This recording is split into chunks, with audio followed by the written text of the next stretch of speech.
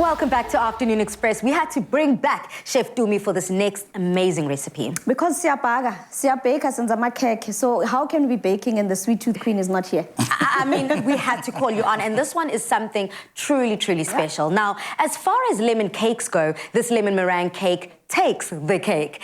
It's made with zesty lemon cake layers, a delicious filling of clover bliss, and a mountain of the fluffiest meringue frosting that has been torched to perfection. Chef Charts, this looks like a masterpiece. Oh, I tell you, there's nothing grander than walking in and you've got this wonderful sort of meringue that's been lightly torched. I mean, it's like a real showstopper at the end of the day. So it looks very impressive, and obviously when you cut into it, it sort of reveals a little sort of surprise, I guess, as well. Now we're taking two worlds, the lemon meringue tart and a lemon cake, and we're putting it together. Yeah, like we're about to basically put levels and levels on that citrus flavor. I mean, lemon flavor itself is such an inviting flavor, so knowing that you're able to put it into a cake, and not only inside of the cake, but also in the icing, I think that for me is revolutionary. Chef, do you want to just take us through all of that? Right, so we'll start with our base that we always do here. So what we've got in here is taken eggs and sugar and beaten them. So we really have aerated, so you can see sort of wonderful sort of pale colour, and to what we call a ribbon stage. So actually, when your sort of whisk goes through, oh, wow, you can see it like leaves a bit of a trail of a ribbon. So that's, you know, when it's actually ready.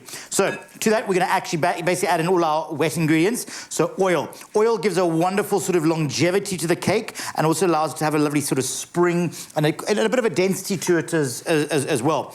Into here as well, we're going to add in our buttermilk. So the buttermilk, the acidity of this really works and contracts with all our ingredients, of also creating a wonderful sort of density and also giving us some body to the cake as well. So, you know, this will be a great cake to actually start stacking on top and supporting other ingredients. And then, of course, a little bit of vanilla extract. You just need to sort of get in there like that, and then just sort of mix all that together, combine all the wet ingredients really well, and then from there, you're going to start your sieving. So, taking your flour, pop it a little bit in the bowl, and then, if you know me well, just pat. Tap and let it snow, let it snow, let it snow. Hey, we're going to winter, you know. To December. Oh, absolutely. Love that. Right, so in we go with that, and pop that into there, and then with your baking powder as well. And I always like to sort of really sort of sprinkle the baking powder everywhere, because it really sort of evenly gets it everywhere. So let it go there. Let's just sort of give it a bit of a tap.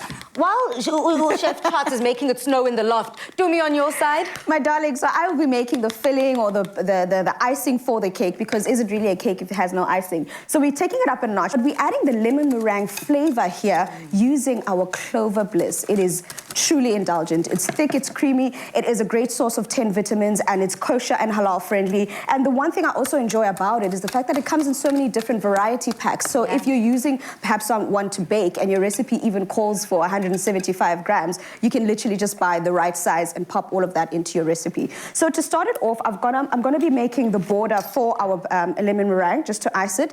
Let me just start off here. But Chef, I see you're waiting for the next step, or should I just continue? Well, you can't continue there. I've just sort of mixed everything together. Well, I'll just say my next step, what I'm going to do is just sort of take a zest grater and just sort of take some lemon zest. And again, it could be orange, it could be nachi, whatever sort of citrus you really want. The spice, so you can really change it up. But I mean, nothing beats, you know, that lemon meringue sort of flavour combination. Really works well.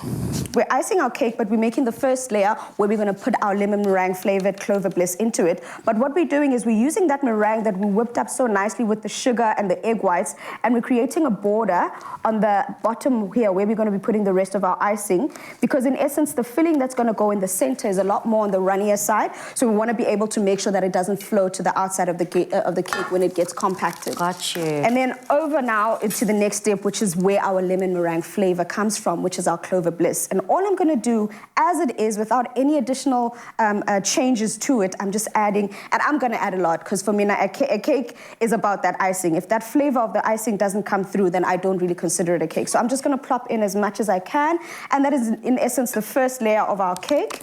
And I'm now going to put the second layer of our cake on top. And then we're going to start icing it and hopefully get it to that masterpiece that we've got there by Chef Chart. Stunning. Chef Chart, on your side, you are now filling your tin. Yeah, so what I'm going to do is basically into two let me my little tongue twister today, but anyway, into 2 tins, and we're going to bake it 180 degrees for about sort of 35 minutes until a skewer comes out lovely and clean, and then obviously you put onto a cooling rack, allow it to cool down, and then of course you can start playing around and getting creative and, making it look like an absolute showstopper, which it is, and just keep, lathering it all on, and then just going to sort of cover it all up. I mean, it's so exciting. Well, let's keep building these layers, Dumi. And when it does, right now you're still creating that beautiful outer, but when it is time to torch, what do we need to keep in mind? It is always important to make sure, I think a lot of people make the mistake of putting the torch directly onto whatever you're trying to torch, and you do this, which you run the risk of burning it. So the whole idea is I like to put it like towards the side, where you just literally just brush it up. I'm gonna make it prettier, but I just want to give you guys a step. Just slightly torch it on the side so you're not burning it directly, But obviously before we do that, we want to make it pretty. So whatever designs you want to make, if you want to make the spikies, it's completely up to you. If you want to make it prettier, it's really all up to you. But right now, all we do is just torch up this baby and we can enjoy. It's definitely lit in the Afternoon Express kitchen. To get this recipe, simply head over to afternoonexpress.co.za. Now, coming up, we have something delicious, something special, and something for tea time. We're going to be making peanut butter and chocolate rusks.